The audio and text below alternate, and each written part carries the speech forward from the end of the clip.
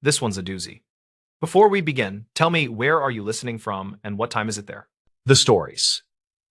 Why this librarian flagged a proof of life card. The card did not belong in a stack of overdue notices, yet there it sat with block letters that actually read proof of life. The wording was too blunt for a library reminder, and the date matched a missing persons flyer that had quietly vanished last winter. Maris Kerner was 39, and she worked the morning desk at a small community library in a prairie town that had long trains and big skies. She checked returns, cleared fines, and tried to keep the printer from chewing student papers, hoping for a dull day with a long lunch. Her goal was simple: close the backlog of donations before closing, then update the archive request for a retired teacher who loved local history. The plan changed when she tapped the card with one finger because the letters felt pressed in a way that was not like normal ink. She knew the circulation trays by heart, and this one had been emptied by a student helper with careful notes on every slip. The proof of life card had no barcode or call number, and the stock felt heavier than the free postcards the library ordered every spring. A sticker on the back said Bridgeview Motel, and that place had shown up in quiet conversations when a woman stopped coming to water aerobics. Neighbors had reportedly asked the police for wellness checks, and dispatch logs showed 2 visits with no contact and no forced entry recorded. Maris asked the student helper if any patron left a note at the desk, and he shook his head and said nothing unusual had happened. She opened the staff notebook and found a scribble from last night that read, "Man with scar asked about photo paper and left in a hurry." The notebook entry had a time near closing, plus the initials of a part-timer who did not scare easily, which made her stomach tighten. She made a photocopy of the card, then slipped the original into a book cover to keep it flat, planning to ask her supervisor after lunch. The timing gnawed at her because last night rain had cut the power for 10 minutes and the cameras blinked back with their clocks wrong. She checked the FOIA camera on the old monitor by the office door, where a green light flickered like a tired firefly across the screen. The video showed a tall figure in a work jacket standing at the flyer board, then turning toward the desk before the feed glitched to static. A minute later, the screen returned, and the figure had moved behind a pillar, which made no sense since that area was staff only after hours. She printed stills from the footage and laid them beside the card, noticing the jacket pocket shape that looked stuffed with something flat and stiff. The card edges had faint gray smudges, like they had been handled with dusty hands, and one corner showed a tiny sticker that looked torn. She peeled lint from the sticker and saw a number, which matched the last digits of a local hotline used for flood relief long ago. Her supervisor was out on an errand, so she decided to document everything, knowing she was not a detective, but details kept people honest. Maris called the non-emergency line and described the odd card, the motel sticker, and the camera glitch near closing, keeping her tone steady. The dispatcher asked her to hold, then returned and said a patrol would swing by, and asked her to secure the item until an officer arrived. While waiting, she opened the public catalog and searched Bridgeview, which pulled up a donation record from 2 summers back with a box of maps. The donor was listed as private family, and an address field said held for pickup, with a note that their phone had been disconnected that year. A patron named Delma walked up with a jar of quarters for prints and saw the stills on the counter, then whispered that the jacket looked familiar. Delma taught sewing in the church basement, and said a man with a melted-looking scar came by Wednesday asking for a needle and strong thread. He had reportedly talked about fixing a tarp at that motel on the highway, and he had paid with a crumpled gift card that looked homemade. She also remembered the man asking if the library still did photo classes, then smiling without humor when she said the classes ended years ago. Maris wrote everything in the staff notebook, then cropped the foyer still to circle the jacket pocket with a blunt pencil, careful not to tear it. She opened her phone and checked an old neighborhood group where a post from late winter asked for tips about a missing woman named Ria. The post used the first name only and said she liked thrift store puzzles, and the comments mentioned a motel room that smelled like bleach. A follow-up comment linked to a news clip from 2019 about a different incident at the same motel, which felt like a bad pattern. Officer Teagan arrived and listened, then photographed the card and the stills, and asked if anyone had tried to peel the motel sticker further. He turned the card under the desk lamp and breathed out because the raised letters were not printed, but pressed through from the other side. He slipped a thin blade beneath the sticker and lifted it enough to read a second word, which looked like the start of a last name. He asked if the library kept archived calls for the front desk phone, and Maris said the system stored recent messages on a shared drive. They played back last night messages and heard a clipped voice ask for the hours, then whisper ask for the archivist who knows the maps. The message ended with a scrape and a hotel air unit hum, the kind that never warms a room, and they both felt the hair on their arms rise. Tegan asked if anyone here used the title archivist, and Maris said the nearest was her, since she handled the local history binders and photo scan. He nodded and said that meant the caller likely knew the library as a place where old things were kept safe, which made the card more urgent. Maris pulled the old donation form and found the private family listed a small storage locker by the river bridge as their preferred pickup site. She searched the county records computer and found a title transfer after the spring floods of 2017. When storage units were damaged, one line showed the locker contents listed as personal papers and photo negatives, then a note that a relative disputed the disposal months later. The motel had reused the locker number as a room code during renovations, according to a flyer in the staff scrapbook that covered local businesses. The proof of life wording now looked less mysterious and more like a desperate signal from someone who knew how librarians react to exact phrases. Tegan requested a welfare check at the motel and asked Maris to print the donation records, the foyer stills, and the message transcript for the file. He also asked if she had seen someone with a needle pack from the makerspace drawer, and she said the pack went missing last week after closing. He thanked her and stepped away to call, while Maris carefully slid the card into an acid-free sleeve used for rare pamphlets and early maps. A maintenance worker named Oren came in to fix the humming light over the copy station, and he noticed the motel name on the sleeve. He mentioned a rumor that their laundry machines ran all night, louder than any other place in town, like they were washing heavy canvas. He also said a delivery truck sometimes idled by the back doors in the rain, which he saw while plowing the lot during a late storm this spring. He looked at the foyer still and pointed to the figure shoes, saying they looked like rubber overshoes that left squeaky prints on polished floors. Maris opened the incident binder for building issues and found a slip from 2 months earlier about wet footprints near the history room door. The footprints were noted as narrow and shallow, like someone walked carefully to avoid noise, and the cleaner found a small thread stuck to a vent. The thread was taped to the page, a gray synthetic line that matched heavy-duty tarp edging from camping gear, which made her pulse quicken. She copied that page for Tegan, then checked the missing person post again, where a comment mentioned a puzzle with one piece sharp enough to cut. A second patrol car rolled past the windows, then slowed and parked, and Tegan met the officers near the vestibule and pointed at the sleeve. They spoke quietly, then one officer asked if the library had a public scanner capable of high resolution, and Maris said yes in the makerspace. They asked to scan the card under different light angles, which she facilitated, and the image showed faint impressions of letters on the back. The letters formed a simple phrase, which read, "Keep the lights on," and beneath it a date from late winter, which matched the first storm week. The motel manager arrived with an officer, having been contacted for a consent check, and he looked nervous as he scanned the card in the stills.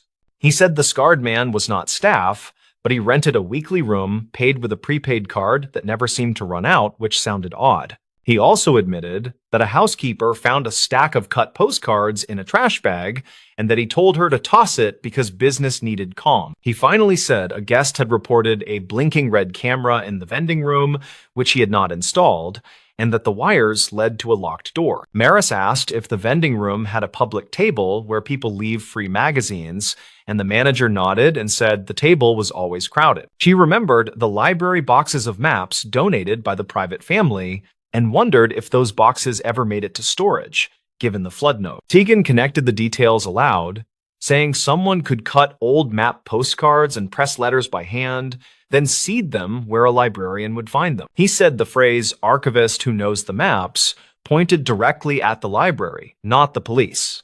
Probably because the caller feared being dismissed. The officers requested to check the motel with the manager, while Tegan asked Maris to remain available by phone and to document any visitors.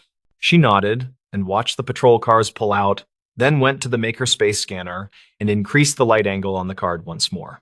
A faint watermark appeared, not from the library, but from a local print shop that closed in 2015 after a family illness.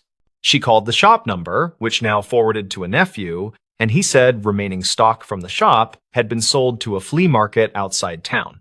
Maris drove her own car on her lunch break to that flea market, a windy row of sheds with tables covered in tools and blank cardstock.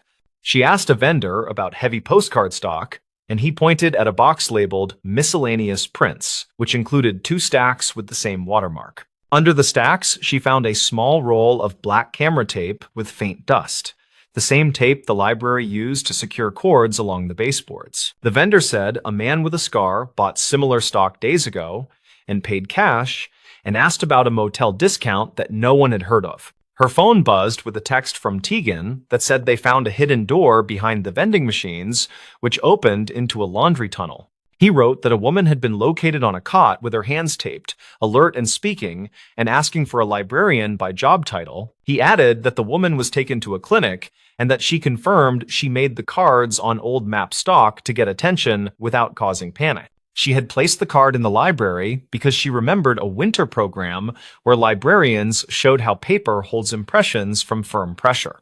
Maris returned to the library and sat at the staff desk, quietly letting the fluorescent hum settle back into its usual dull chorus. She wrote a detailed account for the file, starting with the first odd feel of the letters and ending with the clinic update from Tegan.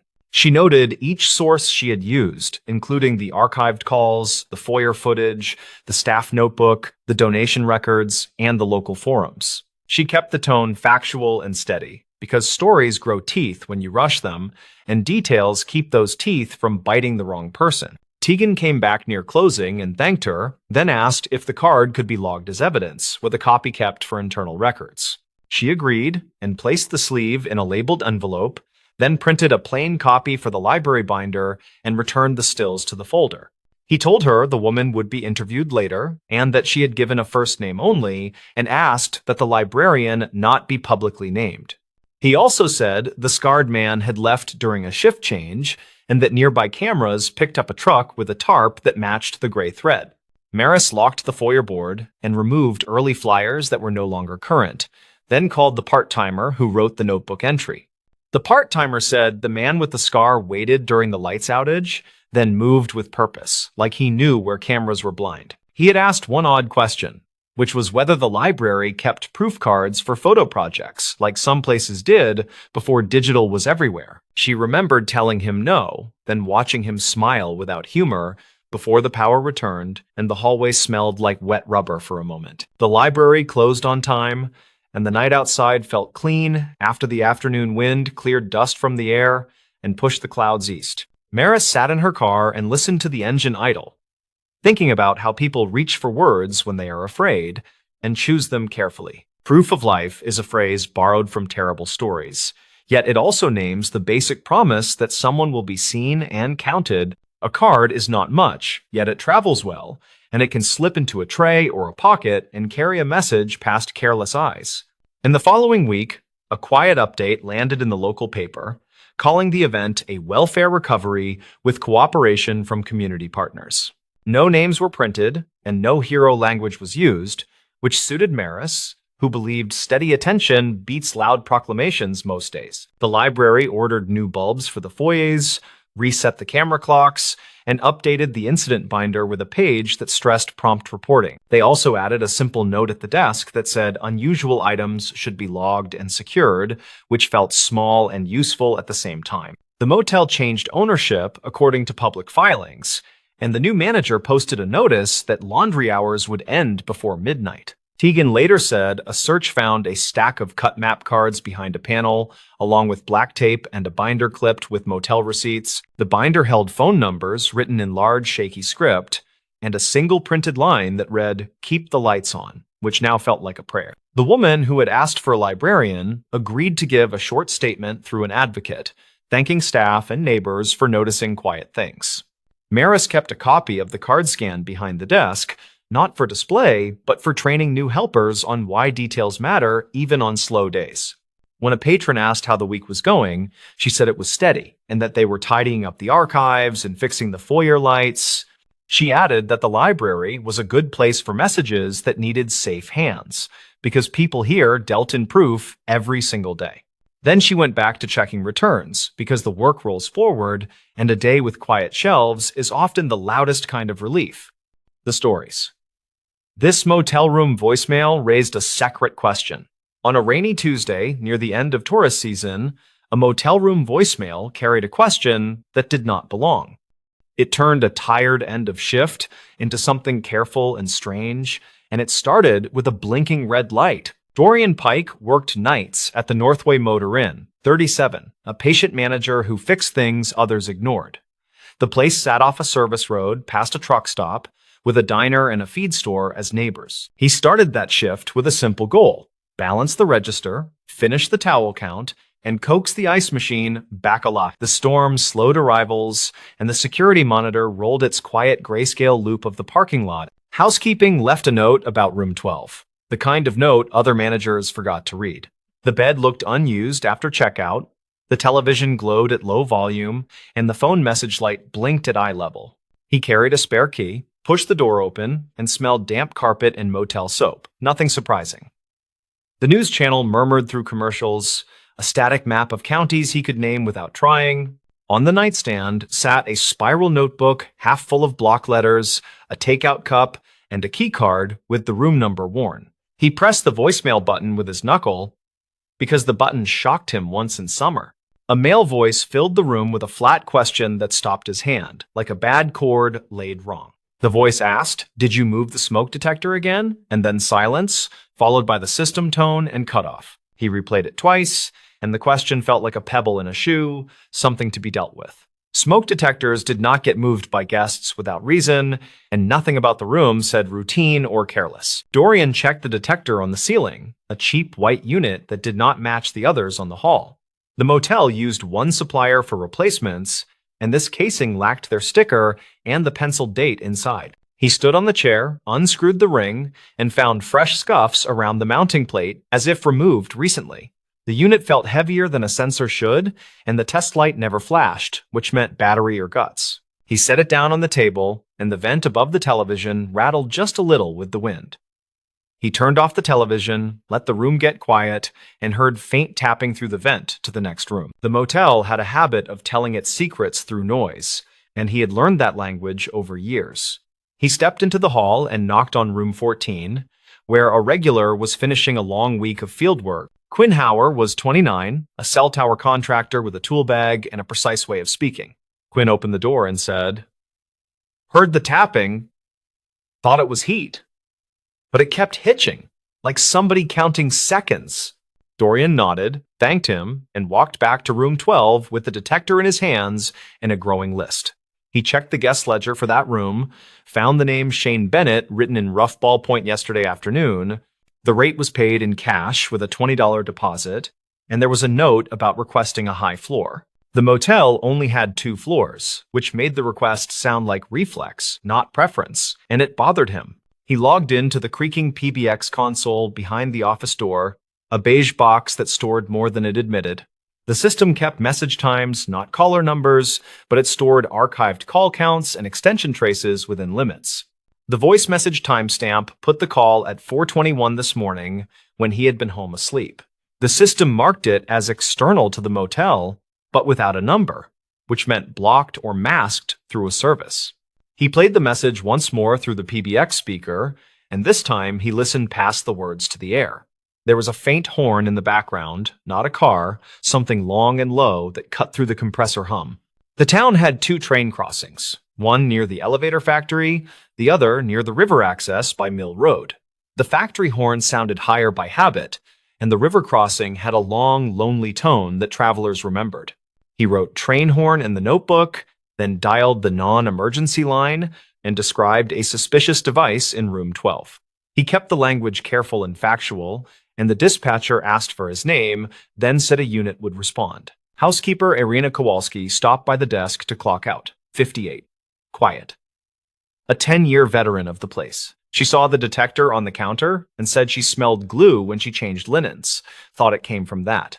He asked if she saw anyone in room 12 after checkout, and she said only a woman with a baseball cap, She had a service bucket and a ring of keys, and Irina thought she was with maintenance since she walked like staff. There were two maintenance guys by payroll. Neither wore caps, and neither worked Tuesdays after 3 in the afternoon. He wrote this down, then checked a clipboard of deliveries and found a package signed by someone not on schedule. The box came yesterday morning for guest Bennett, signed by a scrawl that did not match any front desk initials. It contained a replacement smoke detector per the note, which made the blinking voicemail question feel heavier. Dorian carried the box to the office, found bubble wrap inside, plus a cutout where the detector had Saturday, tape residue stuck in a neat circle on the cardboard, and a tiny zip bag with nothing in it fell from a seam. He looked at the detector again under the desk lamp and noticed a slot behind the grill where no slot should be. He slid a paperclip in and clicked against something spring-loaded, which offered and then refused to move. The responding officer arrived while the storm thickened, and his boots left dark prints that dried like islands. He introduced himself as Deputy Holloway, 40, calm voice, and asked for the room key, the voicemail, and the timeline. Dorian played the message for him on the office speaker, and the train horn showed itself again under the words. Holloway wrote it down, then called in the serial from the detector, and the brand came back to a discount dropshipper. They walked to room 12 with the box, and Holloway took photos with a little camera that hated the low light. He gave Dorian latex gloves from his pocket, then pointed at the slot and said he would rather not break it. Dorian tried the paperclip again, this time with a little twist and a push, and the plate popped forward an inch. Inside sat something that was not a sensor, a puck with a lens barely visible, and a microcard at the edge. He did not pull it, he did not touch the lens, he just looked at Holloway, whose jaw tightened for 3 beats. The deputy called dispatch and asked for a detective on call, then told Dorian to step back and breathe. The motel office had a rule about honesty with guests, which worked until honesty touched evidence and risk. Dorian printed a sign for the counter that said, "Service delay for weather," and the storm covered that small necessary lie. Holloway kept the room closed and waited for the detective, while Dorian returned to the PBX to audit messages. He printed the log for the last 2 days, circled 3 external calls to room 12, all between midnight and 5. He played the first 2 messages carefully, and they were empty hang-ups, with the same horn underneath and 1 faint laugh. He resisted all guessing and wrote horn consistent in a margin, then underlined the time of the 3rd message. He checked the security drive for the hallway, and the camera caught only the tops of heads and a bit of shoulder. At 3:12 this morning, a person in a cap walked by with a tote, turned left, and vanished from frame. Dorian paused on the frame and noted the sleeve stripes, a set of 2 pale bands near the wrist. Irina had seen a cap on the woman, and the frame showed hair tucked tight, with a loose strand at the neck. Detective Renner arrived with a kit and a steady patience, a mid-40s investigator who disliked motel carpet. She listened to the voicemail twice, glanced at the detector, and asked Dorian to walk her through intake and checkout. He explained the cash payment, the request for a high floor, and the delivery for a detector that should not change. She wrote as he talked, asked about prior incidents, and he mentioned 2 privacy complaints from summer travelers. Those complaints stopped after he replaced room units from the same run, and he had kept the receipts and dates. He pulled copies from the accordion file, and she photographed them, then asked whether any rooms shared vent passageways. He described the vent layout, straight shaft between rooms in pairs, with thin walls that carried sound farther than comfort. Renner nodded and walked to room 14, asked Quinn to step into the hall, and confirmed the tapping report. Quinn described the pace like a metronome, not random, 2 taps, then a short pause, repeated until the thunder started. Renner wrote it down, and Dorian drew the pattern in a margin, then realized something he had missed earlier today. The television in room 12 was on the news channel at low volume, which travelers often used as a decoy. Some people left it on to pretend someone was inside, which meant the room might have been staged after a quick exit. Renner opened the detector with gloves and eased the card into a tiny envelope, then sealed it with her initials. She asked Dorian about any computers to view file sizes, not contents, just metadata, and he shook his head no. She used her agency laptop to check what the card held, and the screen reflected in the blank television glass. The card contained multiple files named by date and time, a standard naming scheme, which meant scheduled recording, not motion. Renner closed the laptop without opening anything and said the specifics would wait for a warrant and a lab. She asked for the guest profile again, and he gave the same summary, plus the note about the signed delivery receipt. Dorian returned to the box and saw a faint watermark in the cardboard that read Consolidated Freight with a Town. The town sat by the river tracks where the Longhorn lived, and the company ran a warehouse near the ramp. He wrote the company down as an external lead, then called the number printed on their listing from a web search. He asked, in his perfectly polite desk voice, whether any packages left for a motel guest yesterday morning. The dispatcher said they handed one small box to a contractor with a name that matched no employee on file. It was recorded on their log with a time, and the signature block contained the same scrawl as his earlier photocopy. Renner thanked him for the call, took the information, and said she would handle any next contact with that company. She requested the spiral notebook from the room, and Dorian placed it in a bag, pages open to the block letters. The letters contained hotel names and highway exits, a list of routes that matched a traveler who did not like surprises. Some lines included cable channel numbers, others included lamplight wattages, and one included the word ceiling with a star. Dorian remembered a complaint from 2 weeks ago from a different guest about a beeping detector in room 5. He checked his maintenance log and found he replaced that unit on a Wednesday after a short argument about deposit charges. He fetched the old detector from the storage shelf, where broken things went to wait for disposal, and compared its weight. The broken one felt light as expected, and the one from room 12 felt like two of them taped together. He unscrewed the broken one and found no strange slot, only dust, a dead battery, and the usual brittle plastic. Renner watched from the doorway and nodded, then answered her phone, and her yes sounded like cautious confirmation. The non-emergency dispatcher had pulled 2 archived calls from the spring that sounded similar, not identical, but close. Each referenced a detector, each asked whether it had been moved, and both targeted rooms paid in cash and late. Renner asked Dorian to print any copies of photo identification kept on file, and he showed the log policy instead. The inn did not photocopy identification unless the card used for payment had a name mismatch or a mismatch with booking. He looked at the lobby camera track for the check-in, and the frame showed a jacket with sleeve stripes again. The face never lifted to the lens, and the cap brim hid most features, but the build matched the hallway pass. The storm eased into a steady pour, the kind that makes a street look polished, and the motel sign clicked.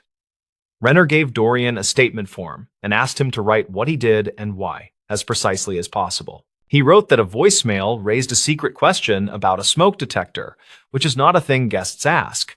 He wrote that the detector was wrong for the room, that its weight felt off, and that a slot existed. He wrote that a horn in the background suggested a location near the river tracks and that a freight watermark helped. He wrote that a woman with a cap carried a tote down the hall, and that tapping came through the vent. Renner finished securing the room and returned the hallway to regular use, with a note to keep room 12 closed. She told Dorian that similar devices had surfaced in short-term rentals nearby, and that his details tightened the pattern. She thanked Irena and Quinn for their help, then left with Holloway and the sealed card and the odd detector. Dorian stood in the quiet office and watched the parking lot glow under a light that had survived 4 storms this month. He made copies of everything for the file, then sat with the register and finished what he started hours earlier. The ice machine hummed to life with a stubborn cough, which felt like a small mercy after the nervous work. 2 days later, Renner called to say the voicemail mattered more than he realized because of the horn and the freight. The freight record placed a contractor truck at the warehouse near the river during the call window before dawn. She said the case would likely spread across jurisdictions and that his notes already sat in a shared folder. She did not share more, and he did not ask, because he understood the slow way these things must move to hold. Quinn checked out with a handshake and a tight thanks, and Irena started a new hallway routine that included ceiling checks. The motel added a policy line about devices, not because it fixed the world, but because it set a tone. On the next Tuesday, the phone light blinked again in a different room, and Dorian felt a breath catch. He pressed the button and heard a normal message from a family asking for extra towels, and he laughed because relief deserves sound. He still thought about the spiral notebook, about the starred word ceiling, and about the staged television glow. He thought about the simple question that did not belong and how such questions sometimes open doors no one planned. Travelers came and went, the storm season thinned, and the parking lot felt like a stage that forgot its lines. Dorian kept the office tidy and the camera lenses clean, and he learned to trust the hairs rising on his arm. The stories. This highway turnout kept a missing trucker's toll receipt. The turnout sits between scrub pines and a windblown ditch, and it held a toll receipt longer than anyone realized. The receipt came from a night when a driver stopped for 6 quiet minutes, then disappeared beyond the concrete barriers. Dorian Hale worked highway maintenance for the county, age 37, and he took pride in simple, measurable things. His Thursday assignment was routine line checks, with a side errand to clear debris from an overflow grate near the eastbound turnout. The morning felt ordinary as he idled the orange pickup, sipped gas station coffee, and clipped a laminated checklist to his clipboard. He pulled on gloves, set cones, then walked the shoulder counting reflective posts, and he hummed a tune he could not place. At the turnout, he knelt by the grated culvert, where stray plastic and crushed cans made a soggy stripe against rusted mesh. A folded paper showed only a blue stripe and a timestamp smudged by rain. The paper was stiff, thin, and heat-printed, the kind used at toll plazas that still handed cash change. He eased it open with a screwdriver tip, read a plaza name he recognized, and traced a time almost exactly 2 years back. The fare matched a commercial axle count, and a faint pen mark read Brandt in shaky block letters. Dorian knew the surname because his father still kept a clipped article about a driver named Silas Brandt. The story said a veteran hauler left a warehouse near midnight, then failed to deliver a load of drywall and never returned calls. Investigators canvassed truck stops, pulled camera footage, and searched an exit ramp pond where a guardrail once stood bent. The county replaced that rail within a week, and Dorian helped pour the new anchors under a bitter early spring sky. He remembered the way troopers scanned the water with side-scan gear, and he remembered a family photo taped to a utility pole. The picture showed a smiling man with deep crow feet lines, wearing a ball cap shaped by years of Sunday. He set the receipt on the warm truck hood, and he felt a nervous pull he did not want to ignore. He radioed dispatch for a non-emergency inquiry, explained he found what looked like a toll slip, and requested guidance from the patrol office. The operator took his badge number, logged the time, and said an investigator would call once she could review the old case file. The call came after lunch from an investigator named Fenna Ortiz, who spoke carefully but asked direct questions. She confirmed the surname matched the missing driver, and she asked Dorian to secure the paper in a clean envelope.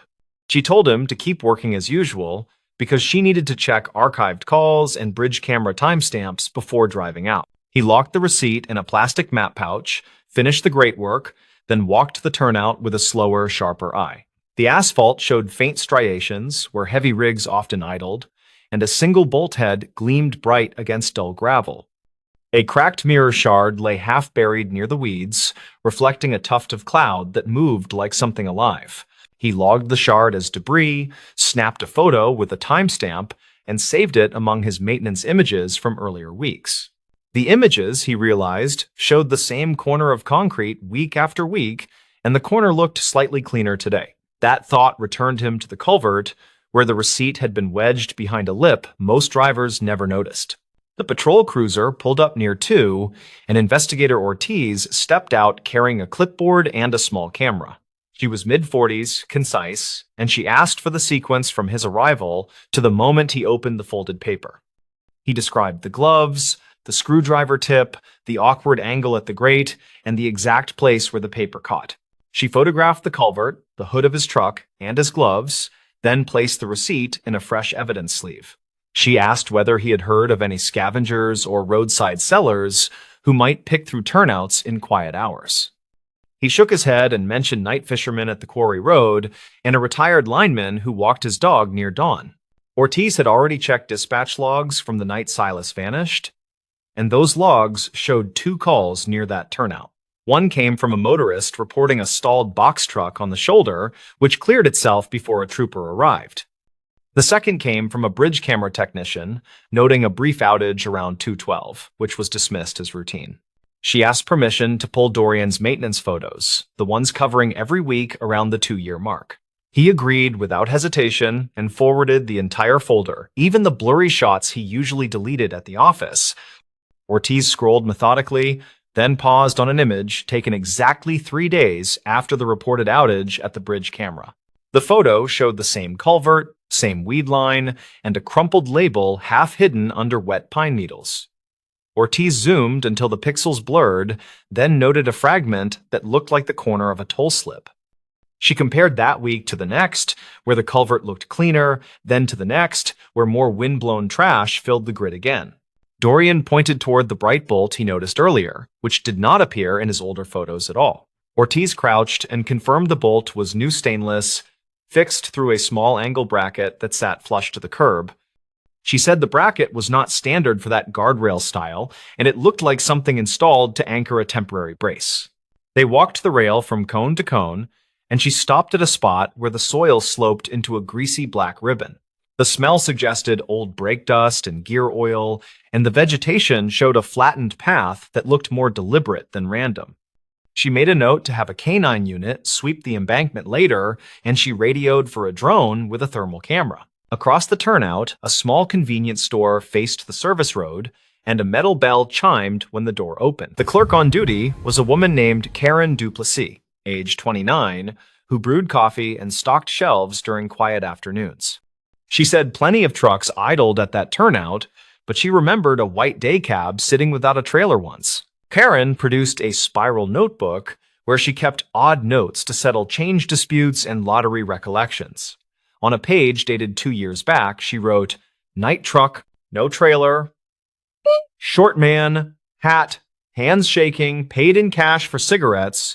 She told them the man left a toll receipt on the counter by accident, then grabbed it quickly and stuffed it into his jacket. Ortiz photographed the notebook and asked about timing, and Karen said she wrote the note after midnight while the bell still echoed. She admitted she might be off by 20 minutes, but she remembered the man said something that felt like a warning. He said the word toll like it mattered. Then he asked if anyone was working late at the bridge control shed. The bridge control shed sat above the river, spanned 3 miles east, where cameras watched traffic and signboards scrolled travel times. Ortiz called a former technician named Orville Pacheco, age 62, who kept his own notes in a faded green ledger. He said he logged an unexpected visit that same night. When a man in a reflective vest asked for camera reset access, Orville said the visitor showed a badge sleeve without a badge, which made him cautious, and he refused to grant access. He called the after-hours line to report a vendor mismatch, and the line recorded his message with the time he spoke. The line, according to archived records, Ortiz had already pulled, captured footsteps, a door-open sound, and muffled traffic noise. They returned to the turnout while the drone lifted into a steady grid pattern, and Ortiz asked Dorian for his honest read. He believed the receipt had stayed near that lip for months, then shifted forward during a recent heavy storm last spring.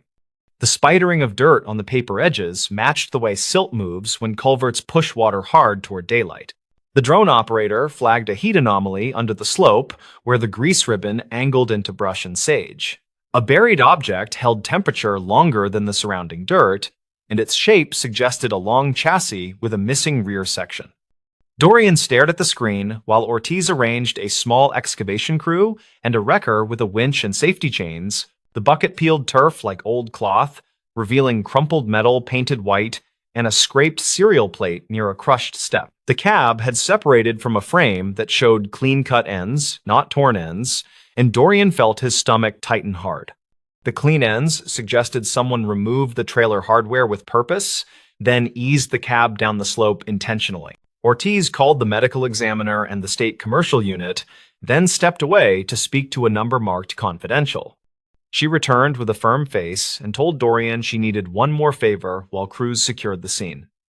She asked him to drive to the scrapyard 2 exits west, where way logs sometimes kept more truth than anyone expected. At the yard, a supervisor named Harlan Voss, age 55, carried a tablet loaded with camera stills and cash tickets. He said people brought cut frames to his scale weekly, and he flagged one ticket dated 3 days after the reported outage.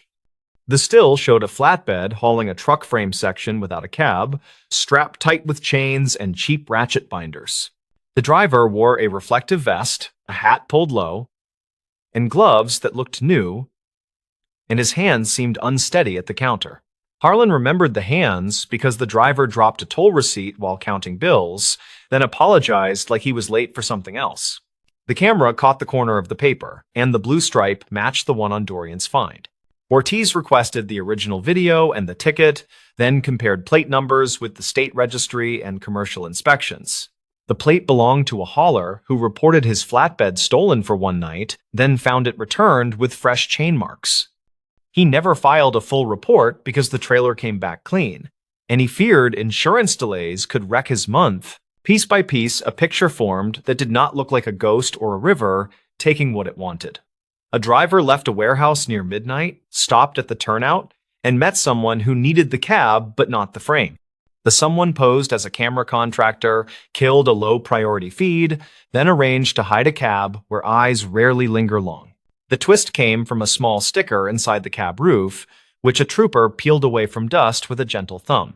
It showed a fleet service company that kept neat records, including oil changes, mileage notes, and a knack for precise dates. Their files showed work performed 2 weeks before the disappearance, and the mechanic wrote a side note about a key copy. The mechanic wrote that a third key was requested by a man who said he was the night dispatcher, and he paid in cash. The mechanic thought nothing of it until Ortiz called. Then he remembered the man never signed the usual authorization line.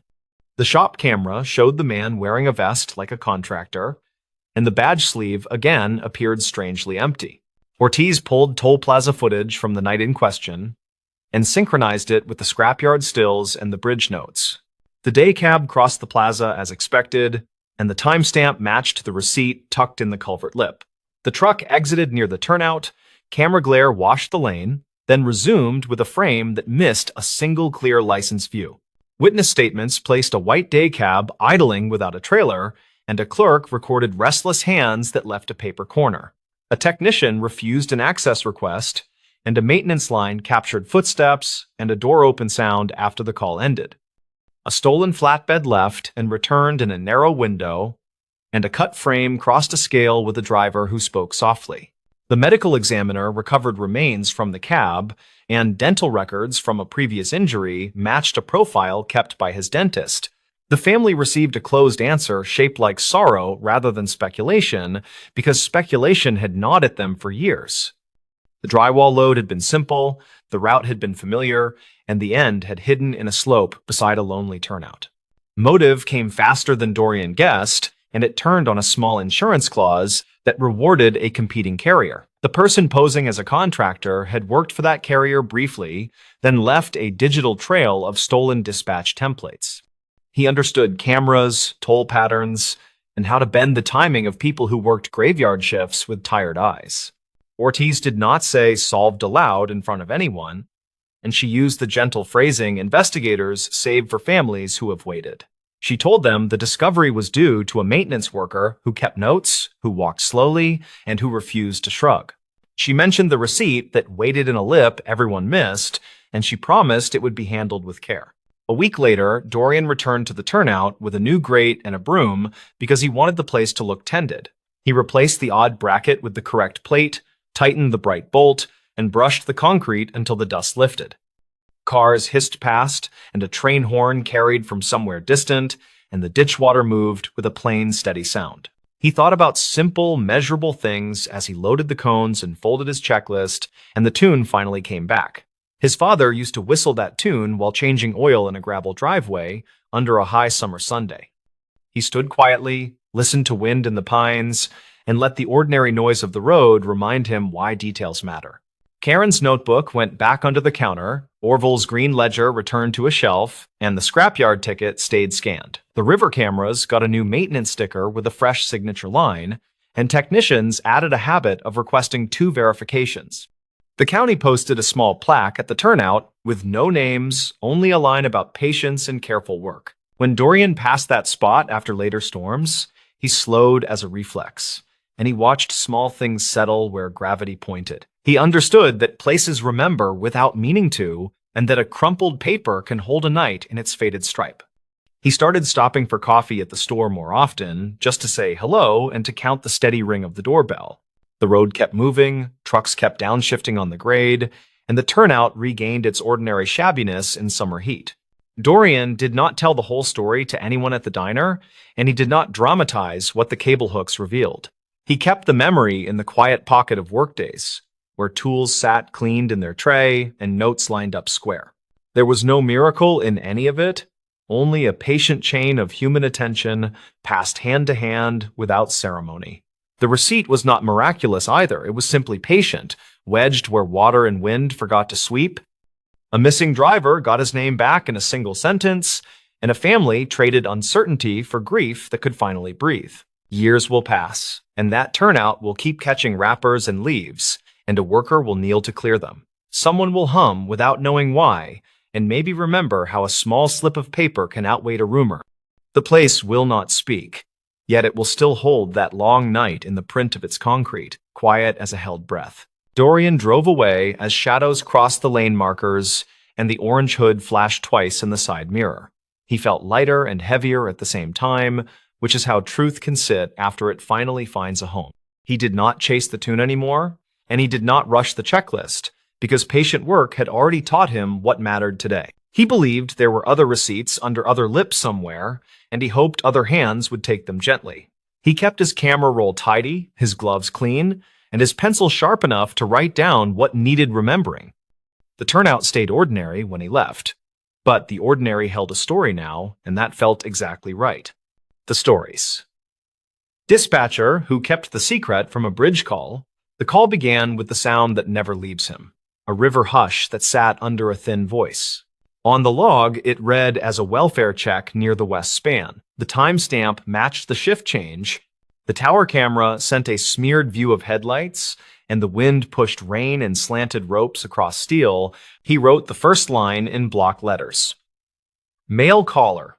Alone? No traffic lane blocked.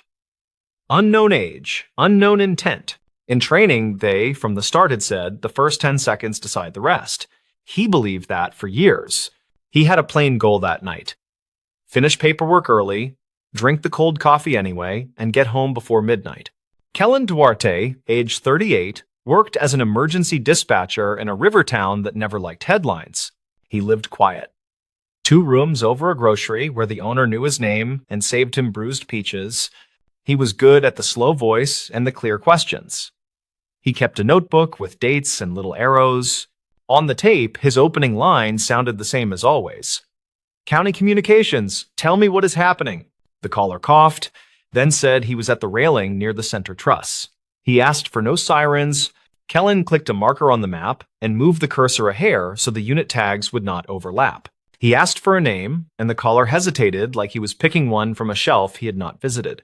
Call me Ross, the man said, then added something about the water looking like foil if you did not blink. There was a push of air like a mic against a jacket, and the traffic under the bridge hummed steady. Kellen kept the tone even, told Ross that people could meet him where he stood, and asked what brought him there. Someone I loved died on this bridge, Ross said. And his voice steadied, like he had waited to finally say it. In his log, Kellen wrote the words that mattered. Loss stated. Prior connection to scene. No weapons reported. Calm speech. From the other console, Nira scrolled road closures and passed him a sticky note that read, Northbound lane is clear. He muted the room feed for a second, so the printer squeal would not land in Ross's ear and spook him. He asked the year of the loss, and Ross said it fast, like it tasted bad. 2014. Kellen repeated the year and let the silence work while he dispatched a patrol car and a medic unit in the background. He knew the story people told about that year. A sedan climbed the curb during a storm and hit a contractor. The papers had run one photo of cones and a dropped hard hat. No names followed, just an archived blurb and rain. From the tower camera, a freight train horn carried along the riverbank, then faded as the unit names flashed en route. Kellen asked if Ross knew the person who died by name. Ross said he knew the face and the last words. A small thing changed in Kellen then. A sound from the record shelf in his mind fell flat and stayed there. He once took a midnight call from a work crew foreman near the same span. He kept that tape in memory. Ross said the last words were not for him. They were for a dispatcher who told the crew to hold 10 minutes. Kellen tapped the headset cushion, careful to keep the room quiet, and asked where Ross had heard those words. Ross said he had heard them from a phone found in a cracked case under the North Pier after the storm. He said the phone worked for 1 day after the rain stopped, and that he had played the last message recorded. He said the message was from County Communications with a different voice, and it told the crew to stay clear. Kellen felt the old shift wash through him. The storm year had ended in a tangle of rumors and a closed memo. He had read that memo while filing tired overtime sheets. He filed it without speaking and chose to keep moving. On the camera, one pair of headlights slowed near the shoulder as if a driver could sense the weight of the rail. Kellen radioed the nearest cruiser to stage 2 blocks off with lights off, and he asked Nira to notify the medic quietly. He asked Ross to tell him who the contractor was, and Ross said the name with a short stop between first and last. The name matched the contractor mentioned in the closed memo, except the memo had spelled the name without an accent mark. Kellen wrote the name as Ross said it, exact and careful, then underlined it once for the transcription that would follow. He asked Ross why he came now and not earlier, and Ross said an anniversary sits on the mind like a stone. He also said that the memo never named the dispatcher who told the crew to hold, which was why he had called.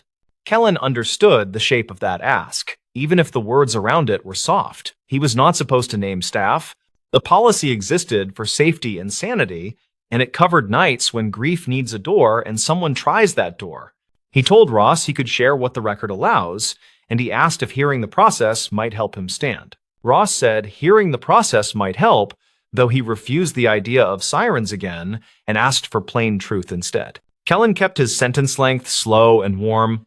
He said that storm calls can trigger staggered staging for worker safety. He said if there were downed lines or compromised joints, a hold might be given while a state engineer was patched in. He also said that every such hold carried timestamps, and that those stamps were kept by policy for 7 years.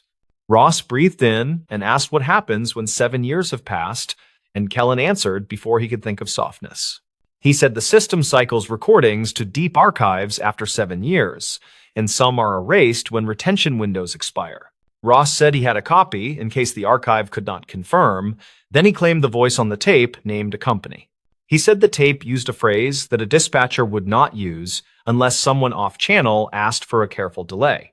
Kellen had heard that phrase once. It was the night a junior engineer requested a slow approach while a supervisor closed a lane. The phrase was not suspicious by itself, and yet, in memory, it wore the shape of a request he never liked. He asked Ross to read the phrase, and Ross said it.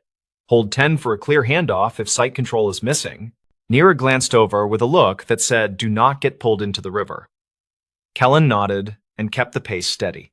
He told Ross he could not speak to motives of old voices, and he could not name a colleague or contractor from memory. He said he could meet Ross with a sergeant who knew the policy, and they could file a supplemental report for records. Ross said he was tired of reports. Then he asked a new question. Was someone paid to push that hold in the storm? Kellen chose his words like glass marbles placed in a line. He said he had not seen evidence that proved a bribe. He said he had seen maintenance slips that missed dates in years with bad weather, and he had seen budgets cut twice. He said contracts sometimes shifted mid-season, and miscommunication could look like intent when viewed through grief and time. The cruiser staged in the dark lot of a bait shop, and the medic idled near a closed diner with frosted windows.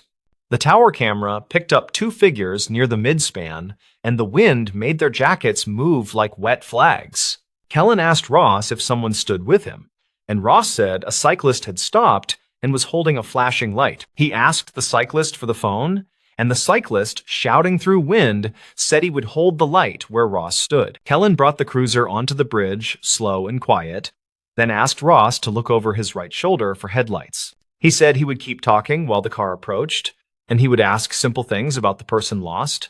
Ross began to tell a short life. He said she had a laugh that came in bursts, and she liked folded maps. He said she had taken a night shift to help a younger sister, and she kept a lanyard with a faded tag.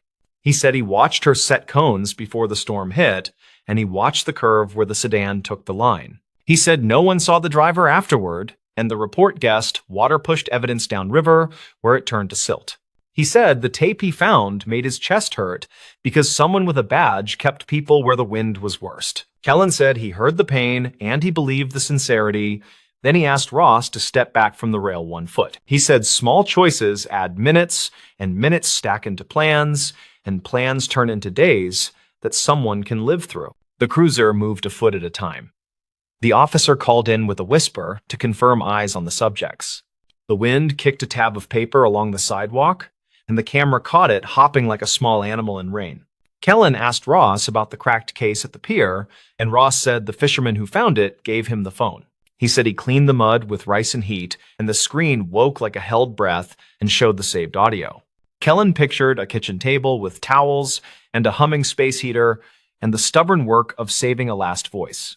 He told Ross that someone who would do that kind of work could also stand away from the edge and breathe tonight. Ross said people kept calling him crazy when he brought the phone around, and one clerk said to forget old storms. He said he would go if someone could promise the message would not vanish into a hole where things get lost. Kellen had a rule: never promise anything that depends on someone else. He made a different promise instead and wrote it down. He said he would take a copy himself, and he would log it as a citizen recording attached to a supplemental report. He said he would list the time and origin as provided, and he would initial the line and add a contact number. Ross went quiet, and the wind filled the line again, and the cruiser stopped a car length away with no flashers. The officer on the bridge said he saw a second person keeping distance, and the cyclist raised the light toward the railing. Kellen asked Ross if hearing a small true thing might help him come off the rail. Ross told him to say it plain. Kellen told him there was an internal review back then, and it did not find a bribe, but it did find a silence. He said a manager failed to file a conflict disclosure, and a vendor had a nephew on a crew scheduled for that week. He said the manager resigned before the report made the rounds, and the findings lived behind a line marked personnel matter. He said he had read that line with tired eyes and wished it said more, and that was the part he kept. He did not say the other part out loud, which was the line about a recommended reprimand for delayed notifications. He did not say the name of the dispatcher who missed a handoff while moving units during the storm shift. He did not say that the reprimand belonged to him for a calendar mistake that lost 2 minutes when the server lagged. He believed the 2 minutes had not caused the death, yet he carried them like a coin that burned his pocket. Ross stood very still. He asked why no one told the public that someone had been asked to resign quietly. Kellen said the county tells what it must by law, and the rest gathers dust and waits for someone to ask again. He said he understood that wait, then asked Ross to walk toward the cruiser while the cyclist kept the light behind. Ross said he wanted to hand the phone over himself and watch it enter the chain that could not be erased. Kellen told the officer to receive the device and document the handoff on camera. Then he told the medic to stage closer. He kept talking to Ross about the quiet details of grief as the officer moved with hands open and calm shoulders. Ross stepped away from the rail, and the wind made the tension a little louder. Then the cruiser door clicked open. The officer took the phone and read the time on the screen for the camera, then thanked Ross and nodded at the cyclist. The medic stepped out with a blanket and stood near, and the cyclist said he would bike Ross home if that helped. Kellen set the line to a low hold and told Nira to mark the recording flagged for retention review and supervisory copy. He also wrote a note for himself to call records in the morning and ask for a manual pull from the deep archive. He would say the citizen copy exists and should be paired with any surviving log from the storm year for clarity. He would not say the rest, which was that he had been the one to misread the calendar view during a switch. He shifted to the closing questions that help people move. Any harm today? Any plan tonight? Any safe place to stay? Ross said he would stay with a friend who owed him a favor, and he would bring coffee to the cyclist as thanks. He said he would wait to hear if the recording matched the archive, and he would not visit the bridge again at night. Kellen said someone would call him within 3 business days, which felt safe to offer, and he wrote his own number anyway. He signed the log with a quick line and filed the incident under welfare resolved with evidence collected and no injury. The bridge camera caught the cruiser pulling away slow while the medic followed, and the cyclist lights faded toward the trail. Nira slid over a cup with fresh coffee and asked if he was okay, and he said yes, since people had stepped off safe. He picked up his notebook and drew a small square around the words he had written, which read, "Keep the silence clean." He drove home as rain dripped from the awning of the grocery, and the owner waved from a dark window with a thin smile. He unlocked the door and set his notebook on the table. Then he took the spare tape recorder from a drawer beside the sink. He spoke the date and the incident number and a short summary. Then he said 7 words that were just for the tape. He said the bridge call reminded him why small errors multiply and why a person can choose to carry them alone. In the morning, he brought the tape to the records clerk as a personal note to accompany the citizen copy for context. He did not include the part about his own reprimand, which lived on paper in a file that no one requested. He told the clerk that the caller needed confidence, that the system held memory, and the clerk said that part was done. 3 weeks later, a letter arrived to confirm the match, and the archived call contained the same phrase and timing. The letter said the review board would annotate the old memo to reflect the vendor relationship that had been missed. It also said the findings still pointed to weather and a panicked driver as primary causes rather than any delayed instruction. Kellen stood at the window and read the lines twice, then folded the letter and slid it under the notebook cover. He walked the long way to work and past the river that pretended to be quiet, while tugs moved lumber under the span. He thought about the part he had kept and judged whether it belonged in daylight or whether it still lived best in private. He decided to hold it until it served someone to hear it, which was not the same as hiding and felt closer to care. The stories. Ranger Station Ledger flagged a missing permit at dawn. At first light, the Ranger Station Ledger spat out an alert that one backcountry permit number did not reconcile with issued copies. The overnight dispatcher circled the entry in red marker and wrote missing, which was the only word nobody wanted to see. Latham Reyes was 39 and worked as a field ranger who managed trailheads, radios, and the old metal key cabinet. He clocked in early, poured coffee into a chipped mug, then read the ledger twice and felt the room shrink. The permit number matched a reservation tied to a solo hiker who had not checked out by yesterday's sunset. The name read Tomas Halper, age 37, and the emergency contact line ended with no answer recorded. The station had a routine for this exact situation, which looked simple on paper and complicated in real life. He pulled the overnight radio log and the reservation printouts, then called the county dispatch desk for archived calls. The dispatcher on duty answered with a clipped voice and confirmed one brief call near dusk from a nearby pullout. The call dropped before the location pinged twice, so they logged it as incomplete. The park sat in a mountain chain that people photographed from a highway turnout that smelled like hot brakes in summer. Locals said the place had thin borders where trails overlapped with old timber tracks and forgotten mining access roads. Latham set a simple goal for the day, which was to verify whether Tomas walked out early and skipped the desk. Some hikers did that, and he hated how often it fooled staff into sounding alarms. He decided to check cameras at the east exit and the service road past the old quarry first. He taped the ledger alert to his clipboard, added radio times from the night log, then headed for the truck with a paper map. A gray Subaru with mud caked behind the plates sat in the day lot under a fading trailhead sign. The plate number matched the permit file, so the vehicle check became the trigger that changed the plan entirely. His voice on the radio stayed steady, but he felt that familiar pressure behind the eyes that always came with missing cars. The last ranger who ignored a parked car overnight still had nightmares about the aftermath that followed. Latham walked a slow circle around the Subaru and took photos of the interior through the windows. He counted a blue windbreaker, a gas station coffee cup, a folded receipt, and an orange wrapper with the corner torn off. He logged the items in his notes and called the plate to the county line to confirm registration. The response came back clean, with a mailing address to a city 2 hours away and no active warrants. 2 backpackers in their late 20s shuffled by and looked at the Subaru like it might answer a question. The woman spoke first and said they passed a guy at the junction near the ridge after a late climb. She described a man with a close beard, a faded cap, and a limp that looked like a boot rubbing wrong. She added that he asked about the shortcut to the lake, which did not exist, then waved and kept moving. The guy with her nodded, then said the man had a new pack that made his shoulders ride up like he was not used to it. Witness statements always came salted with memory gaps, yet both details felt real in a way that mattered.